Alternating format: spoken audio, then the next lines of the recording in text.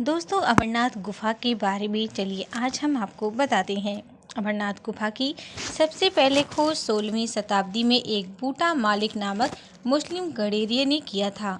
एक दिन उसको एक साधु ने कोयले से भरी हुई कांगड़ी दिया था। घर जाकर गडेरिया ने देखा कोयले की जगह सोना बन गया तो वह बहुत हैरान हुआ और उसी समय उस साधु का धन्यवाद करने के लिए चल दिया। लेकिन उसने देखा उस साधु की जगह एक बहुत बड़ी गुफा बन चुकी थी। जब वह गडेरिया गुफा के अंदर गया तो उसने वहां पर बर्फ से बना हुआ शिवलिंग देखा।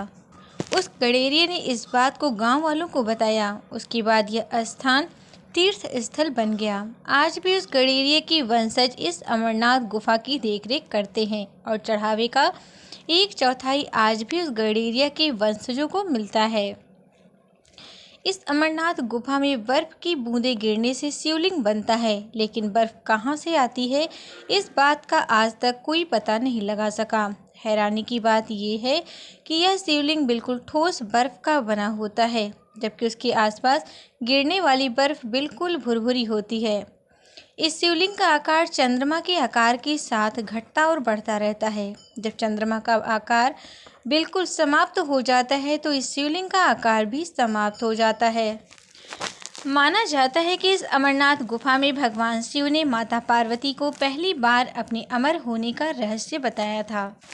जब भगवान शिव माता पार्वती को अमृत होने का ज्ञान दे रहे थे, उसी वक्त वहां पर एक कबूतर का जोड़ा भी मौजूद था, जिसने वह कबूतर का जोड़ा भी कथा सुनने के बाद अमर हो गया। और बताया जाता है कि वह कबूतर का जोड़ा आज भी वहीं पर मौजूद है और जिस व्यक्ति को उनके दर्शन होते हैं वह व्यक्ति बहुत भाग्यशाली होता है और उनको मोक्ष की प्राप्ति होती है।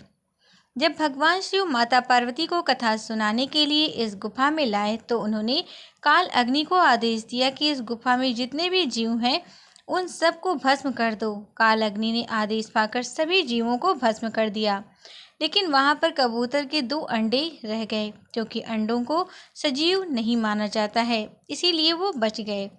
जब भगवान शिव ने माता पार्वती को अमृत का रहस्य बताया तो उन अंडों में से कबूतर निकल गए और उन्होंने भी वो कथा सुन ली थी, जिससे वो भी अमर हो गए। इस अमरनाथ गुफा में जितने भी भक्त शिवलिंग के दर्शन करने आते हैं वो पैदल ही चलकर आते हैं, जिससे वह बहुत थक जाते हैं। लेकिन जब वह इस गुफा में पहुंचते हैं तो उनकी सारी थकान गायब हो जाती है। इसके पीछे क्या रहस्य है उसका आज तक कोई भी पता नहीं लगा पाया। इस गुफा में भगवान शिव ने माता पार्वती को बताया कि उनके गले में जो मुंडमाला है वह पार्वती के ही पूर्व जन्म के हैं।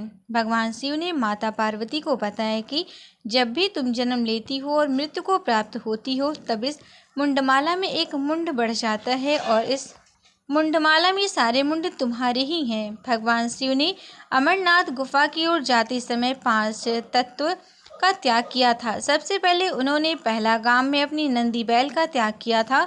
उसके बाद चंदनवाड़ी में अपनी जटाओं से चंद्रमा को मुक्त किया था। शेषनाग नामक स्थान पर भगवान शिव ने अपने गले से सांपों को छोड़ दिया था। अपने पुत्र गणेश की उन्होंने महागुनस नामक पर्वत पर छोड़ दिया था। उसके बाद भगवान शिव ने पंचतारणी में जाकर 5 तत्वों का परित्याग किया। अंत में सब कुछ छोड़कर भगवान शिव ने अमरनाथ गुफा में प्रवेश किया और माता पार्वती को अमर होने की कथा सुनाई थी। तो दोस्तों, इस वीडियो में हमने आपको अमरनाथ गुफा के रहस्यों के बारे में जानकारी बताई है। आशा करते हैं आपको यह जानकारी अच्छी लगी होगी।